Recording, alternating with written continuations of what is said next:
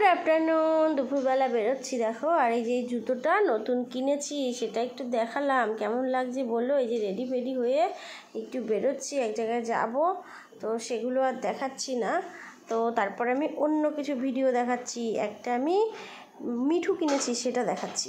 তো এই মিশো থেকে পার্সেলটা অর্ডার করেছিলাম, আমার মেয়ে ভিডিও করে দিচ্ছে আর আমি তোমাদের সঙ্গে শেয়ার করছি। এই দেখো মিঠুর রিংটা, দেখো একবার ফাইনাল লুকটা দেখো। তো ফাইনাল লুকটা হচ্ছে এরকম, ভালো লাগছে না বলো? এই যে দেখো কি সুন্দর মিঠু। এটা হচ্ছে আরও একদিন আমি বেরিয়েছিলাম, আমার দিদির সঙ্গে বেরিয়েছিলাম। তো মেয়েকে স্কুলে দিয়ে তারপর দিদি আর আমি তোমার শপিং করতে বেরিয়েছিলাম। তো শপিং করতে করতে আস্তে আস্তে দেখছি কি একটা দোকানে কি সুন্দর ফুল, দেখো অপূর্ব, আমার তো খুব ভালো লেগেছে।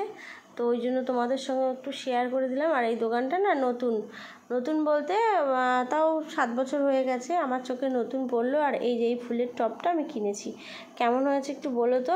এই টপটার দাম 140 টাকা নিয়েছে। আর এই ফুলগুলো দেখছো না, এই ফুলগুলো অনেক টাকা বলছে, 130 টাকা 140 টাকা করে পিস বলছে এক একটা।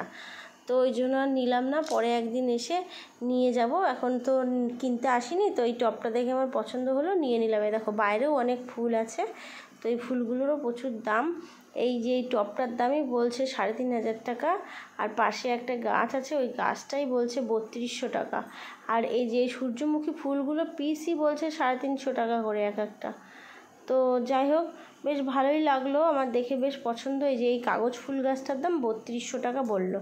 তো পরে একদিন এসে নিয়ে যাব। তো চলো, মেয়ে একটু পড়াশোনা করছে, দেখো লেখো 1 10 5 15। তুমি যে হ্যাঁ লিখছো যে, লেখো সুন্দর করে করে লিখবা, ঠিক আছে?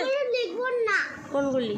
এগুলো লিখবো না, এগুলো তো দিদিমণি দেয়নি। না এগুলো এখানেও দেয়নি। না এখানেও দেয়নি। না এখানেও দেয়নি। না লেখো। ওটাও দেয়নি। না লেখো, এটা কি লিখছো? 1 10 5 15। 1 10 5 15। হ্যাঁ 1 10 5 15। হ্যাঁ লেখো।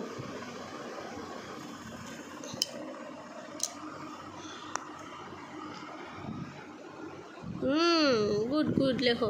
দেখি একটু দেখবা? হ্যাঁ। আসো, দেখতে হলে এখানে আসতে হবে। এই যে লিখেছো কি সুন্দর, লেখো লেখো।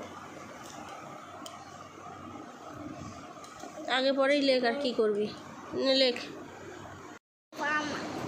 পামা কি হয়ে গেল? বিয়াটা হয়ে গেল। এই দেখো এখানে পামা একটু ঘেমেছে, দেখো। তাই পামা ব্যথা হয়ে গেছে? দেখো দেখো। ও বলেছে। লিখেছি, এগুলো দিদিমণি লিখেছে, এগুলো আমি লিখেছি। হ্যাঁ তারপরে আমি লিখেছি, এগুলো এখানে লিখিনি, এখানেও লিখিনি, এগুলো দিদিমণি লিখে দেয়নি। হ্যাঁ গুড। এই হচ্ছে গুড ইভিনিং। দেখো সন্ধ্যাবেলা আমার এক দাদার মেয়ে এসছে, যেই দাদার বাড়িতে কালী পুজো খেতে গেছিলাম, সেই দাদার মেয়ে এসছে, আমার জেঠি এসছে। তো ওকে আমি আমাদের বাড়িতে রেখে দিয়েছি আর জেঠিকে পাঠিয়ে দিয়েছি আমাদের বাড়িতে, কারণ মাও ছিল এতক্ষণ। মাকে বললাম বাড়ি যেতে, কারণ মা তাড়াতাড়ি গিয়ে এখন লুচি আর ঘুগনি করবে। ওই জন্য হচ্ছে মাকে বললাম তুমি তাহলে চলে যাও, গিয়ে লুচি ঘুগনিটা বানাও আর জেঠিকে নিয়ে যাও সঙ্গে করে। জেঠি আর তুমি মিলে, দুজনে মিলে তাড়াতাড়ি করে ফেলবে, দিয়ে আমি আর ও গল্প টল্প করে তারপরে একটু আসছি সন্ধ্যে দিয়ে। তারপর সন্ধ্যে পুজো দিলাম, তারপরে গেলাম। তো এটা হচ্ছে আরও একটা অন্য দিন, মানে পরের দিন। তো মেয়েকে নিয়ে বেরিয়েছিলাম বিকেলবেলা গিয়ে কেনাকাটি করে জিমে ঢুকেছি। এই দেখো জিম করছি, ব্যায়াম ট্যায়াম করে ঠোরে। না ওটা আরও একদিন আগে আমি করেছিলাম, সেটাই আজকে। এই যে আমার মেয়ে হাঁটছে দেখছো, মেয়েকে নিয়ে এসেছি, আমার মেয়ে এসেই বলছে মা ট্রেডমিলে হাঁটবো। তো ওই জন্য ওকে একটুখানি হাঁটতে দিয়েছি, উনি হাঁটছেন, বেশ ভালোই পাচ্ছেন হাঁটতে। আর ওইদিকে আজকে আমিও মেয়ে নিয়ে এসেছি, আর মৌও গেছে মৌয়ের মেয়েকে নিয়ে। তো মৌয়ের সাথে দেখা হয়ে গেল, ওই যে মৌ আর মৌয়ের মেয়ে, ওই দেখো। আর এদিকে আমি ব্যায়াম করছি আর আমার মেয়ে ধরে এটা ধরে নাড়ানাড়ি করছে, বুঝেছো, এমন দুষ্টা হয়ে গেছে।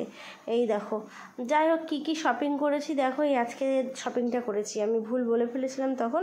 তো এই যে এই ড্রেসটা কিনেছি, এটা আমি একটা আমার দাদার মেয়েকে দেব। আর এই দেখো আমার মেয়ের জন্য একটু বড় বড় সাইজেরই জামা কিনেছি। তো যাই হোক অনেকগুলো কিনে রেখেছি, পরে পরাবো। আর ওর অনেকগুলো ড্রেস হয়েছে, আর এইগুলো ভালো পেয়েছি, ওই জন্য নিয়ে নিলাম। তো এইটা হচ্ছে সবসময় গরমে পরতে পারবে, ওর জন্য কিনলাম। আর আমার মেয়ে একটু বড় বড় জামা পরতে বেশ ভালোবাসে, নাইটি বলে, শুধু নাইটি জামা পরবে, ওই জন্য এরকম ধরনের জামা কিনে দিয়েছি। আর এগুলো কিন্তু এবছর পরাবো না, পরের বছর পরাবো। তো যাই হোক, পরের ভিডিওটা নেক্সট দিন আছে।